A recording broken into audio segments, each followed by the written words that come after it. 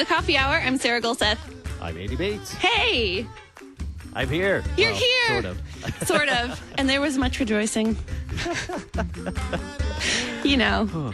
Well, I'm in Studio West today, Studio as I have West. been the last couple of days, chatting with our friends from local Lutheran schools for National Lutheran Schools Week, and it's been fun getting to visit with them, even though I don't get to see them in person. Yeah. Being in Studio West is kind of fun, and that means I am just like some of our guests and some of our hosts who get to join us remotely using this fun new technology.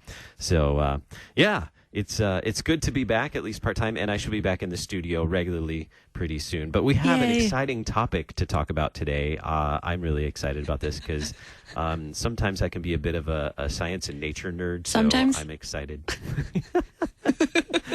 I'm excited to talk about it and excited to have our guest on today as well. And in the second half, we get to visit with one of our Lutheran schools. So you'll catch the interview that I recorded yesterday with our friends from Metro East Lutheran High School. Yeah.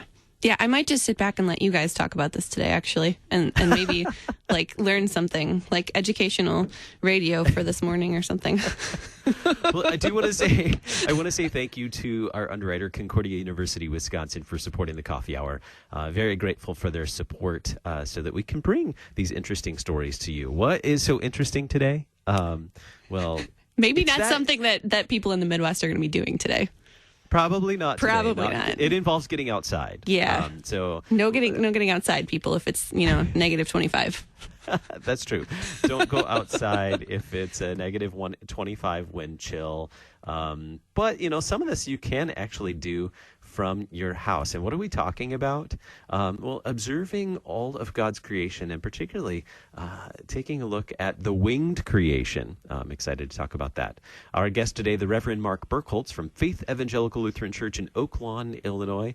Pastor Birkholz, thanks so much for joining us today. It's exciting to get to talk with you again. Well, thank you for having me on, Andy. Tell us, how did your interest in bird watching begin? I get to see, like every week, you're posting pictures of beautiful birds on Facebook, and that's what prompted this interview. You keep sharing beautiful pictures of God's beautiful creation. So, where did this interest in bird watching begin? It started when I was younger.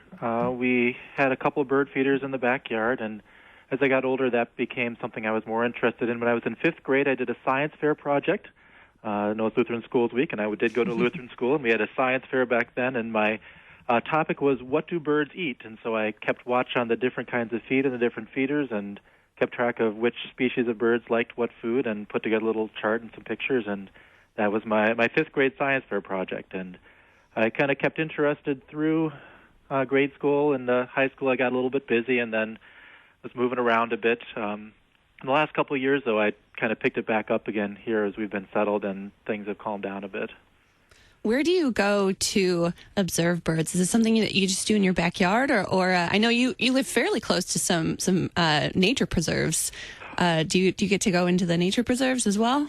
Quite a bit, yes. I don't have much of a yard. The place I'm in is Oak Lawn, which is bordering on Chicago, and it's a very even urban part of the neighborhood. So I don't have much lawn. I've got a couple trees and a little garden, but there's not much green space here in the neighborhood. But thankfully, in the city of Chicago, we have what are called forest preserves. Mm-hmm. And there are a couple of these that are close enough to my home within 15, 20 minutes, half an hour away, that I can get away for an hour or two here and there and go for a walk and see all sorts of incredible birds that I never even realized were that close nearby. Yeah. What kind of tools do you use? I was Googling a little bit about this morning because I know you and Andy are the experts on this, and I'm not. But are there tools or books or things that you use to kind of help you along? A little bit. I mean, now that we have a lot of electronic resources, a lot of birding has gone in that direction where you can take your iPhone or your smartphone out with you. You can take a picture of a bird, and you've got an app. The Merlin app is the most common one that will just tell you what bird you're looking at if you get a good picture of it. But I prefer just mostly using my eyes, what God has given to you. A good pair of binoculars isn't bad to have. I have a camera that I use, and often I'm taking pictures, and I can zoom in with the camera to get a little bit better idea even what I'm looking at. So, set of binoculars is good. Decent camera helps. A field guide is a good thing to have too. When I use a Sibley's bird guide, but there's a lot of that is online too, so you can just look things up without having to invest in a lot of fancy equipment. When you go out on a mission like this, do you have specific birds in mind that you're looking for, or you just go out to see what you find, or does it vary from time to time? It does vary a bit if there's a migration coming through, or if I hear there's something interesting nearby. But in general, I've really only started doing this seriously in the last year or two, and I'm just getting to know my area. There are some guys or some birders who are really intense about this, and they want to count as many birds as they can, and as soon as they hear that something new or unusual is in the neighborhood, they'll pack up their car and drive miles and miles just to see it. But my goal for the past year or two is just to get to know a couple of the parks in my area. There's 3 or 4 that I go to regularly, and it's interesting just to see as the seasons pass what's coming and going and what I can see there. But if there's something that's close by that looks like it might be interesting, I might make a special trip out to try to catch it. What are some of the birds that you've discovered on your bird watching experiences? Well, in the past year, I've seen about 120 different species just here in the southern part of Cook County. Wow. Everything from bald eagles, which are making quite a bit of a comeback around here, to some of the different colorful warblers that come through in the spring and the fall. But I even just like watching the chickadees and the woodpeckers and some of the more common birds, and just observing what they do and how they manage the weather and the seasons and the various environments. Are you keeping a journal or a log? I know you're sharing pictures on Facebook, so that's some documenting of it. But are you keeping a journal, whether written or digital?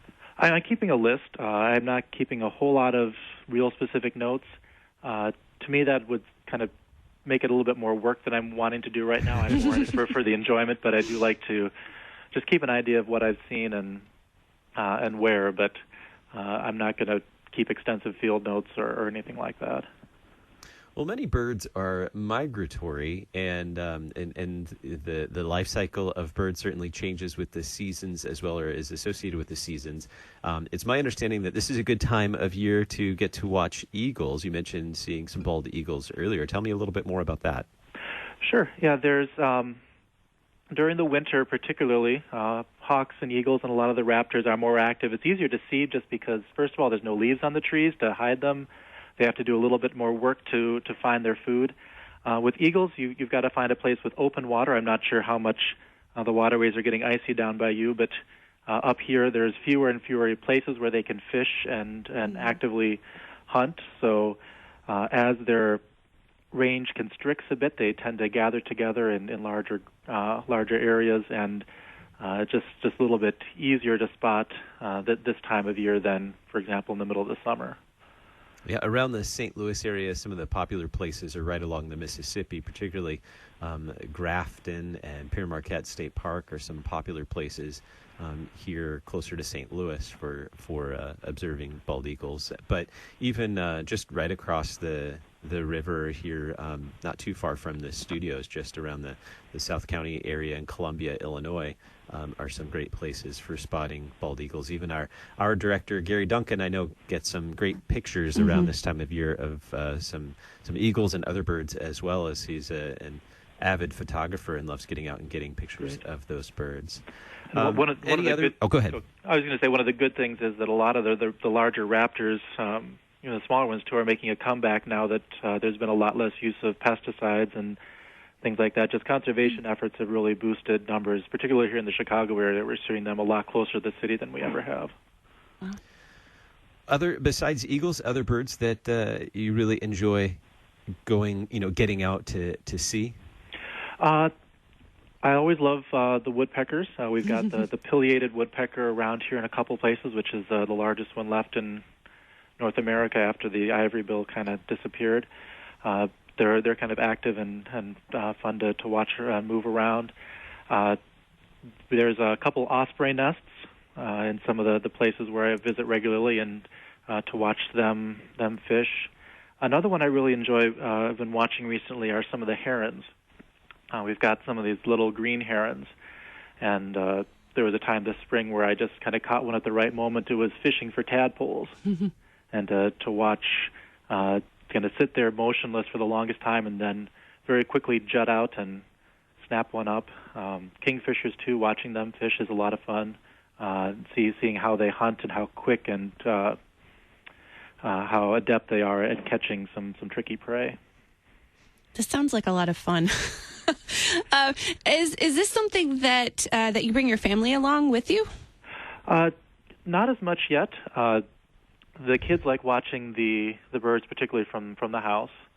And we've got a couple feeders set up, and they're getting pretty good at identifying what's there.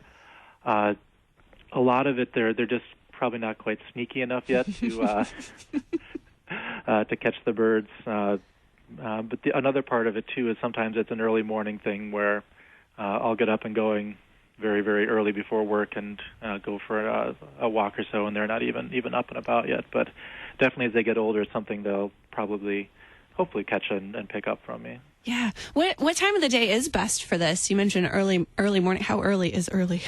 Around sunrise. Again, it depends on the time of year. But often they're more active early in the morning and then around dusk too. But a lot of it just depends on the bird and the environment, what they're up to. But yeah, in general, earlier in the morning and then around later in the afternoon. Sure. How does this being in nature and observing birds and created things, how does this give you an appreciation for our Creator? Well, it's just amazing to see how everything all fits together and how wonderful the world is that God has made with so many different, just the sheer beauty and the different colors that are there, and not just simply the logistics of how these things work, but just how beautiful it is and how wonderful it is to kind of see them soaring and flying and all the ways that they bring such life and beauty to the world God has made. Do these birds that you're observing ever make their way into your sermons at Faith Lutheran Church? I think maybe once or twice I've made an offhanded reference to something about birds, but I try not to force anything that's not actually there in the text. Hey, now about these birds. Our guest today, the Reverend Mark Birkholz of Faith Evangelical Lutheran Church, Oak Lawn, Illinois. Thanks so much for giving us some ideas of how we can get out this spring when it warms up a little bit more and enjoy God's beautiful creation. Well, thank you for having me on. Absolutely. Coming up in just a little bit, yesterday I had the chance to sit down with some students and faculty from Metro East Lutheran High School for National Lutheran Schools Week. Hope you enjoy that conversation with them. More National Lutheran Schools Week coming up throughout the week as well. You're listening to The Coffee Hour. I'm Andy Bates. I'm Sarah Gulseth.